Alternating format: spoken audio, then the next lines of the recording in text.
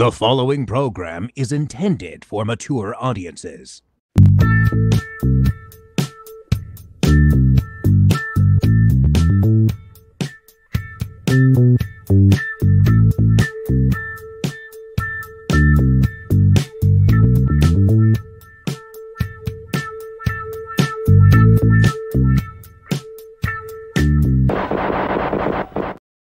Oh, yeah.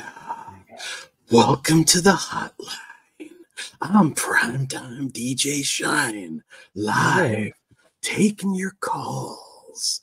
It's Spice Night. Wow. What up, Todd? You won me over with the DJ primetime DJ Shine. You know that. So That was right. Champion of many a backyard promotions. By far, Hall of Famer. And yeah, Hall of Famer in the world of love as well. So yeah, how are you doing here? How are you doing tonight, Todd? Because I'm very excited because we've been getting a lot of these Skinmax double features, and I'm looking forward to reviewing them with you. yes, Been going down a memory lane, a Skinmax memory lane, and I've been having a good time. So with that being said, we'll jump right into our first feature, which is Midnight Confessions from director Alan Shustak. Going to get into that because that's not really the director exactly. But before I get ahead of myself, in Midnight Confessions, a slasher. all excited. I am. I'm very excited. I'm hyped. Okay, take a breath. You got it. So, a slasher stalks and kills prostitutes to the sensuous rhythms of DJ Vanessa's voice. Detective Harris searches for Vanessa's deathly passionate fan before he finds her and kills her. So, Midnight Confessions, Alan Shustak is actually a pseudonym for adult director Duck Dumont. And if you're unfamiliar with that name, he popped up right at the tail end of the Golden Era, and mostly known for post-Golden Era adult films like Passion Pit, Sex Dreams on Maple Street, Cottontail Club with Amber Lynn. I had that one back in the day. Also, classics like I Cream of Jeannie. That's a good one. I know Todd owned that one. Alice in Whiteland, its sequel, Alice in Blackland, very clever. Also, Beds, Butts, and Breakfast, Black Man. A sequel to the sequel, The Erotic Adventures of Black Man and Anal Woman. And then the Black Man and Anal Woman 2, Liquid Love, Luscious Baker Girls. I have those two. We can cover those sometimes. Breast Friends, and the Pussy Fingers series. So he is a legend. Duck Dumont, R.I.P. I believe he's passed away, unfortunately. But that's where he comes from. Not really known for directing, quote-unquote, legit films, but he did do this one. We also, as Vanessa, have Carol Hoyt, who... So I was not, like many people my age, a Power Rangers kid.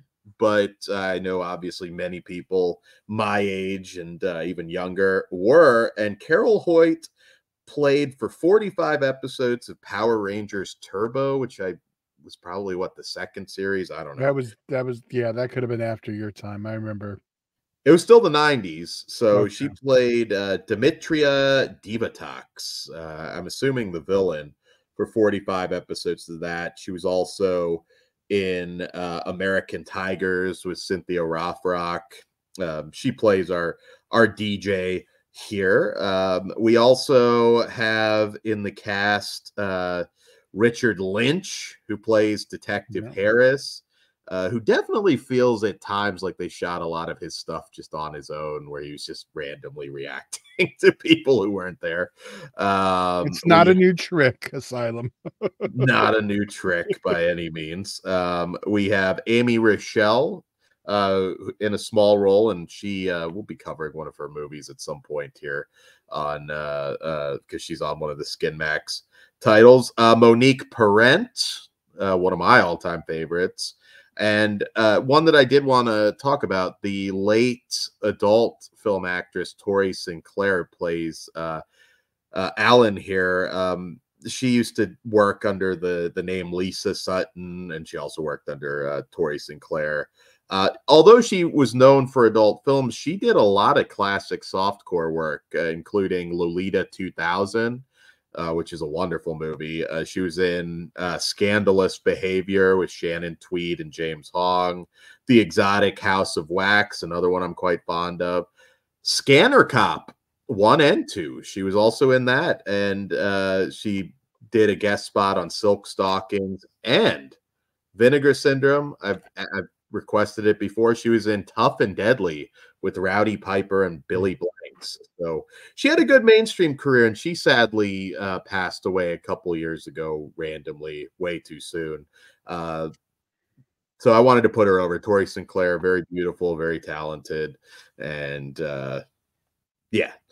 So Todd, unfortunately, this episode, this movie, sorry, still in the femme fatales mode. This movie is cut on this double feature.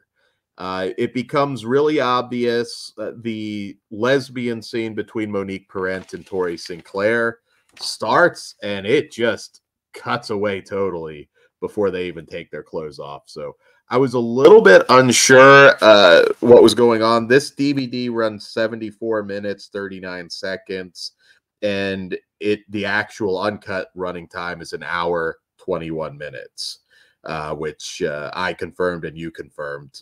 So it's unfortunate. It's unfortunate. I couldn't, until I got to that scene, I wasn't sure, because this one wasn't like unusually bump and grind or anything. I mean, there was plenty of skin. There is still plenty of skin. But unfortunately, the way they cut that one scene, it's obvious. If they didn't do that, I might not have. That could honestly be the only thing that got cut too. Yes. So I did some digging, Tad. I channeled. Of course I'm better, but I channeled Mr. Skin, and I did some deep diving, and I found the uncut scene, which runs a little over 2 minutes. Yeah, so there were probably some other cuts here and there. And that it's unfortunate.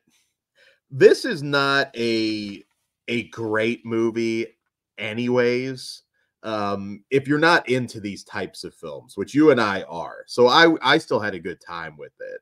And I got to ask you, since you're a little bit older than me, did hookers in the 90s still have 80s hair? I didn't pick up hookers. Well, you came across them, Todd. It's Los Angeles, Todd. They were there. Hookers in the 90s, did they still have 80s? They did have the big hair, because that was like horror, I guess. It was, yeah. I mean, not all of them. I think that's more movie horror. Yeah, because this one I was like, okay, so this is 94 according to the DVD, 95. And I was like, man, to visually like just get that over, I think to the average middle of America, that big hair and that look, they're gonna get it's a hooker. Okay.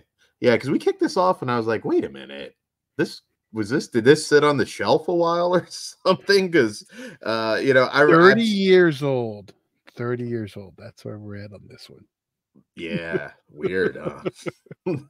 Strange. There's some cast that aren't with us anymore, and strange.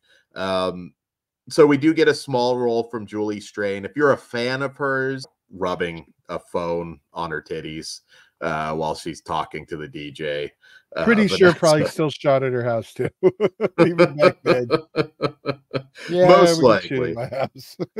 Yeah, we just need you for a day. It'll be a good payday. Anything for you, Duck. So she rubs the phone on her nipples and licks the receiver, and you see TNA from her, but that's it. Not a major role from Julie Strain. For some reason in my head, I thought she was in this a little bit more, and unfortunately not. And that's frustrating because I'm a huge Julie Strain guy. I'm also a huge Monique Parent guy. This being cut, you can find, again, that uncut scene is out there. I'm pretty sure it was on the VHS, but I can't very much appreciated. But so yeah, so this one, pretty typical setup. I think if you're a fan of Carol Hoyt, who does do nudity, and I wasn't too sure because it doesn't come till much later in the film, that's there. It's, you know, again, if you're just discovering these for the first time, I mean, Richard Lynch is in it. We get the worst fake mustache and beard job ever on our villain. Whoa. Second worst. You cannot forget Sleepaway Camp mustache. It's basically a piece of cardboard. But yes, this is number 2. I agree. That was in my notes. But you can't beat Sleepaway Camp. This is definitely bottom of the barrel, pretty much, for this genre. And again, if it wasn't cut, I'm sure I know I would be a little bit higher, so keep that in mind. Very anticlimactic ending. It's just like they don't even really show it. It's like an afterthought, and I was like, oh man, that's kind of lame. So unfortunately, we get there's some humor to be had. There's some very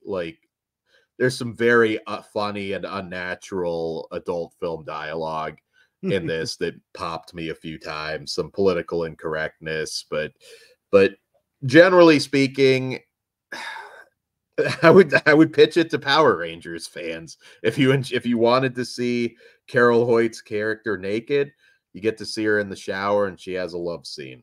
But very bizarre ending. That's another thing. I mean, I can't imagine why that would have been cut, but that could be part of the cuts too. And unfortunately, I got to just review this disc. And yeah, am I being too harsh, Todd? Did you enjoy it? You know, for a movie that promises a maniac killing prostitutes, you'd think I'd like it a lot more, but it was all right. Yeah, I don't have anything like acting. I didn't mind like the porno level dialogue or some of the in there, because that kind of just adds to the B movie charm. It just needed to go harder, I think, in either the hoe killing or I don't know. And then just like I mean, this is an erotic thriller. Like, show me what happened there. I shouldn't have to piece it all together. This isn't a fucking David Lynch film. But yeah, so my rating's not super low. I'm giving it a 2, and I will say that scene with Monique Parent and Sinclair, very, very erotic, very hot. I did remember that from back in the day, but it's not here, so it'd probably go up a little bit higher if it was. Well, I'm going to give it that extra half just because I didn't have to sit through another lesbian scene, and you deprived Dan of it. So I'm going to stick with a 2.5. It will not be penalized for no lesbian scene. That's fucked up, Todd. But no, in all truth, like if it doesn't, I'm not obviously I much prefer it all be there, but with this, it didn't affect the story, so it didn't really bother me while watching it. Okay.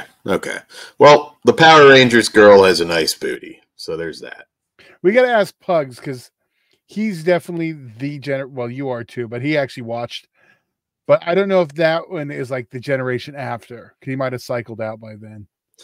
It's weird because I remember, of course, everybody being into it. And again, I was a weird kid. If it had any kind of like horror element to it, I would check it out. But I didn't watch a lot of kids stuff. And I do remember seeing that first movie because my brother wanted to see it. And I did go, and it didn't do anything for me. If it would have been a decade earlier, I probably would have watched it because it is very Godzilla-like. Like it has that feel and that tone. Yeah, and I watched Ultraman a little bit later in life, so go figure. I mean, that's I think, yeah, but we'll ask him. He'll tell us. Yeah.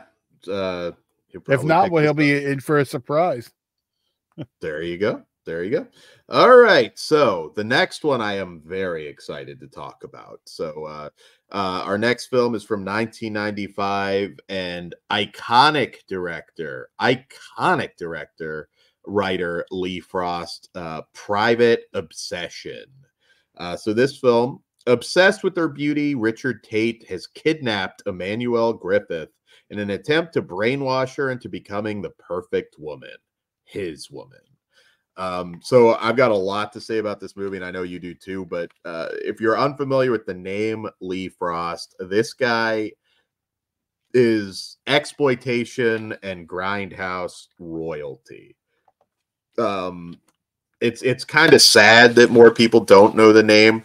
He directed 1969's Love Camp 7, which was an early precursor to the Ilsa films and Salon Kitty. Absolutely ahead of the game. He also directed 1965's The Defilers. You Something Weird video fans out there will know that one. It's on Blu-ray now.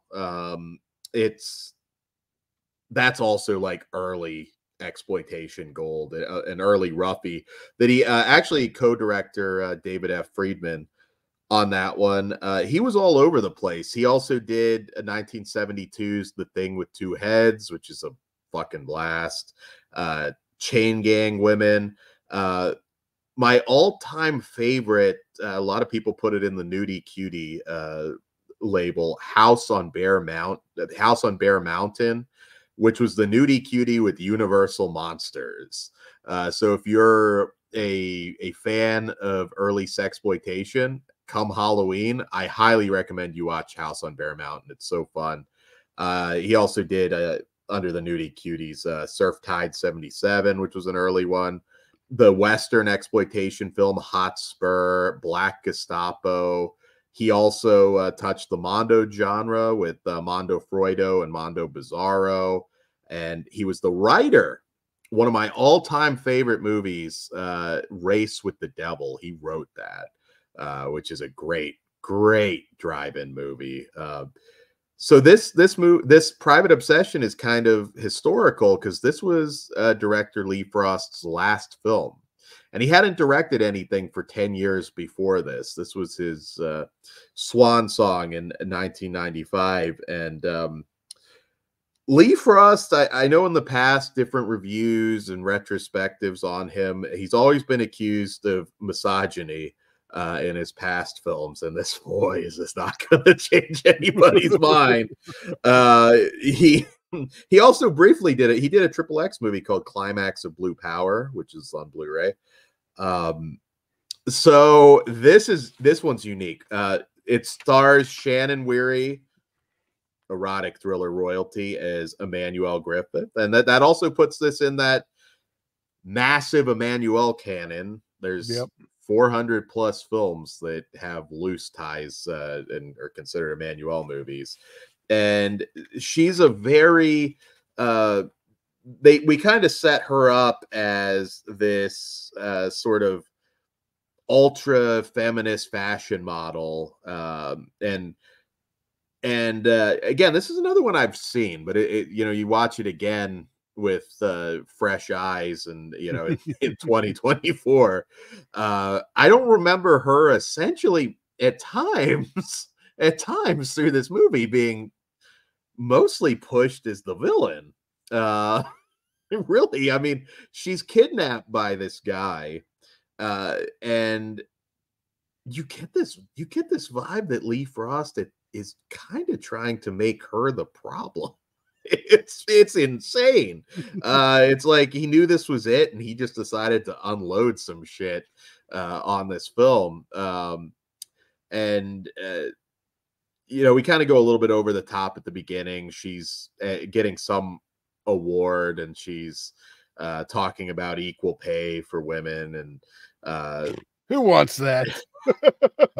But you gotta understand, in between all of this, like, they're making her be like a bitch. Like, she's complaining about this dog that's in a shoot with her.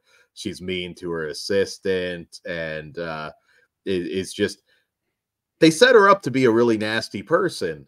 Again, not saying that what she's pushing for is bad, but Lee Frost seems to think so at times. So Richard, at the beginning, we're watching him just kind of watching her, stalking her on the street, and obviously he kidnaps her and locks her in this room, essentially in his house, and it's a battle of wills. The tone on this one is strange. There's a scene where she tries to escape through an air vent, or not an air vent, it was like a doggy door, and she gets stuck. It's kind of predicting some hub trends that would come later, because he's got to like grease up her titties to get her out, and it's very ahead strange. Of its time. It's a bizarre movie. It's so funny because it's unbelievably offensive. I can't imagine some people watching it now, and I say that in the funniest way. So this Richard character is never really portrayed as being overly sinister, which again is weird. It's a very strange movie. I thought they might go more Stockholm Syndrome direction with it, but that's not really what this is. There's a scene where Shannon Whirry, because he withholds like food and water, has to drink out of a toilet, and I was just like, Jesus Christ, Lee, you were going, I don't know who jaded you, but goddamn. A little atypical in a lot of ways from most erotic thrillers. You see there's a lot of great Shannon Whirry full-on nudity. There's less sex than normal because, other than the very beginning, this is essentially her and him in this house. But that's not the only problematic element to this. It's not a problem for you or me. It's hilarious. I love this movie. I'll tag you in here in a minute, but Bo Svenson, holy shit. Again, they don't portray him as like he's the detective that's trying to solve this case.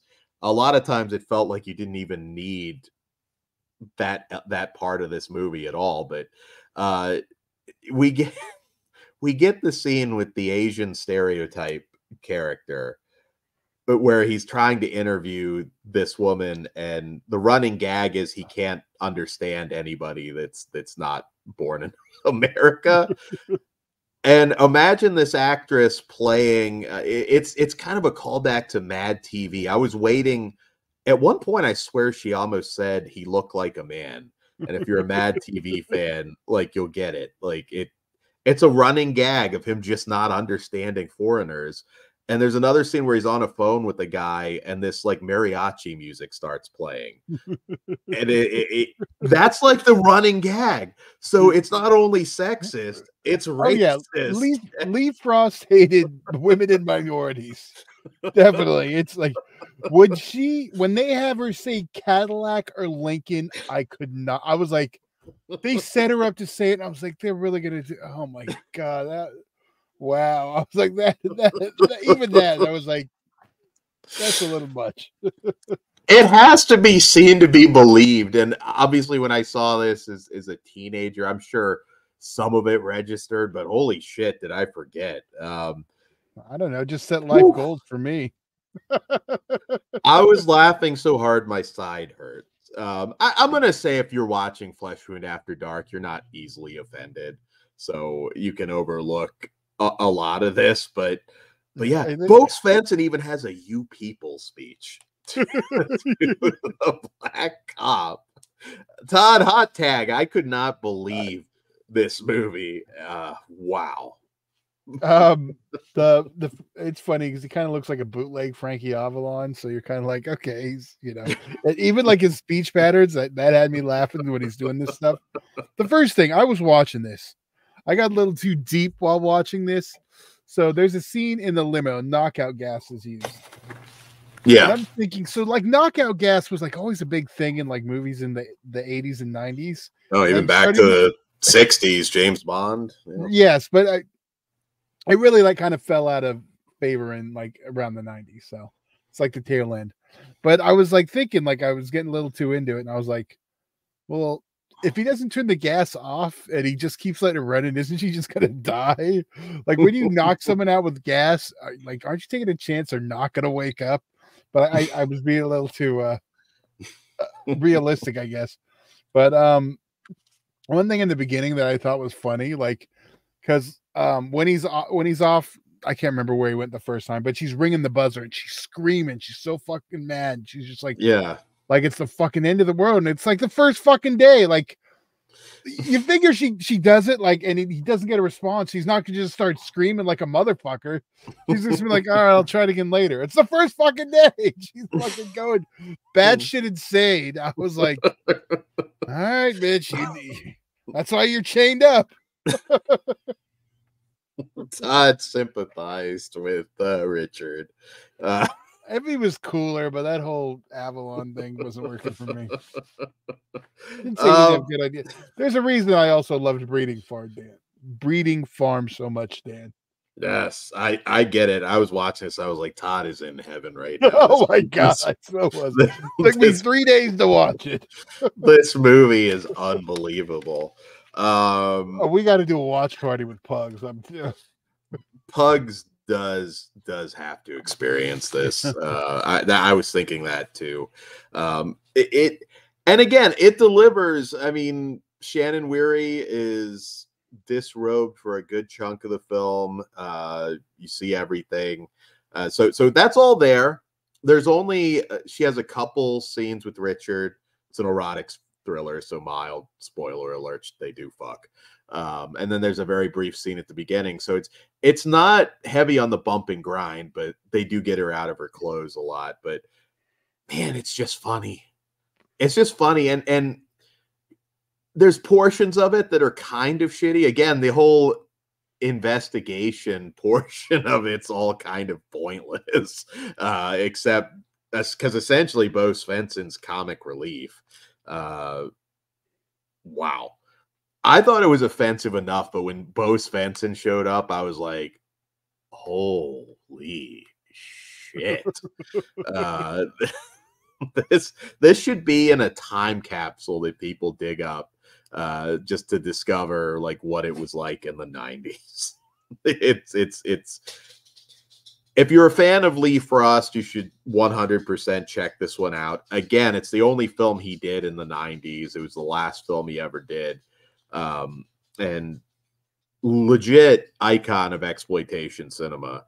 And even look, we talk about some of these films. Some of them have not aged well as far as, where we're at, socially in 2024. But I can't think of one off the top of my head quite like this. This is a one-of-a-kind cult movie that you really need to experience. And if you're watching this show, it gets my highest of highest recommendations because, again, I just had so much fun watching it. Todd, I'll beat you to it. I'm giving it a 5. All right. Well, I was going to tell you one more thing before that, but we'll get it out of the way. Oh, we can keep going. I want to know. It's just a little thing I was going to share. Mm-hmm. I'm also a 5 on this. Obviously, I mean, you knew that was coming. But Richard Tate. Yeah. Something. Here's a relation with Todd factor. We see him drive his car once. Yeah. His car appeared to be well, I say appeared to be because it could be anywhere from 79 to 85. But looking at the size, that was a little smaller because they only changed the body style slightly those years. And little tiny, whatever. 1985 Cadillac Eldorado, not a Baritz, but a Cadillac Eldorado. The Baritz was like the top of the line model. They still look the same.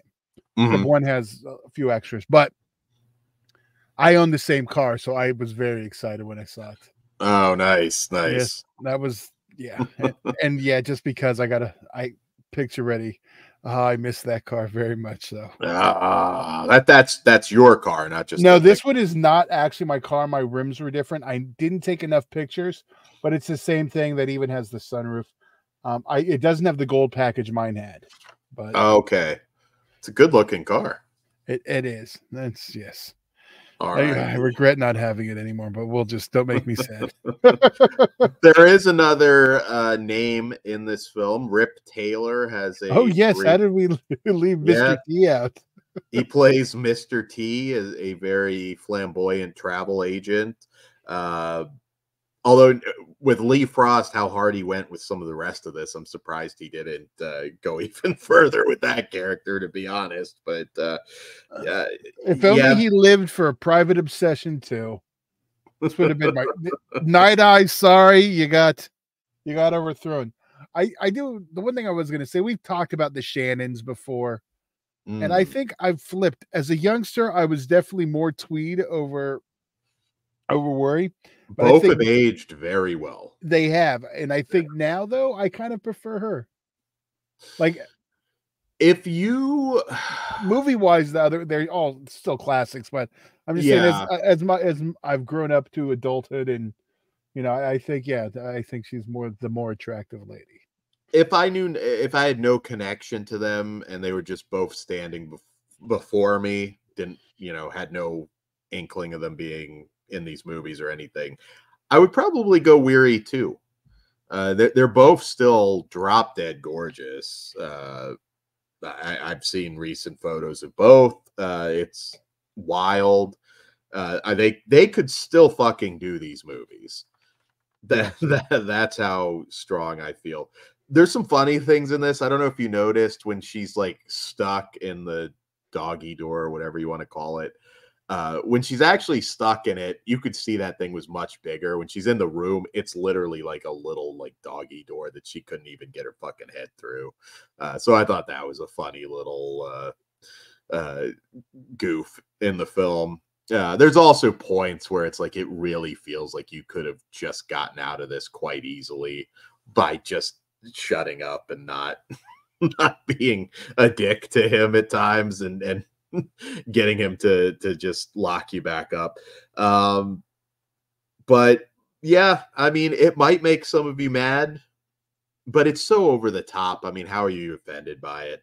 You just gotta laugh. It's and my sides fucking hurt watching this. So it does get a high recommendation.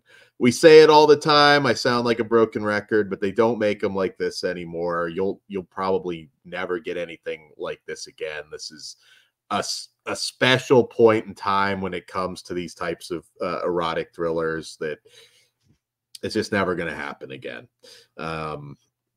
And R.I.P. Lee Frost, you woman-hating, possibly racist old bastard, but you knew how to make an entertaining movie. And this one, yeah. And even the ones where they're out and out racist, they're still pretty damn entertaining. Mostly, I mean, most of his stuff's more on the woman-hating than anything else. But watch The Thing with Two Heads back to back with this. Ooh. That needs to be a watch along with Pugs too. I would like to review at some point Thing with Two Heads. It wouldn't be for After Dark. Next month. We got it next month. Oh, not February, but we on Patreon. Yeah, we available on disc now. So yeah, I mean, and he didn't direct it, but he wrote Race with the Devil. That movie is insane. I mean, double that up with Thing with Two Heads, and that's a great drive-in night at the movies. And all right, so I think we've jacked this one off enough. Lots of music in this. I didn't point that out. There's some interesting music. I wouldn't mind the soundtrack to this because there's a lot of music in this film. Not just the typical erotic thriller kind of jazz saxophone stuff either. This had multiple songs in it. So who knows? Maybe there's some obscure release on vinyl out there. I don't know. And if not, no. If not, TerrorVision. Get on it. I want a Private Obsession vinyl. I haven't bought vinyl since lockdown. But you know what? you put it out, I will buy the Private Obsession vinyl and at least put it up on my wall and frame it. So, all right, guys, join us. We'll be doing more of these Skinmax double features, and we hope you enjoy it. And we'll see you next time. Goodbye. Good evening. Oh, Jesus Christ. Come again. Hard. Yeah.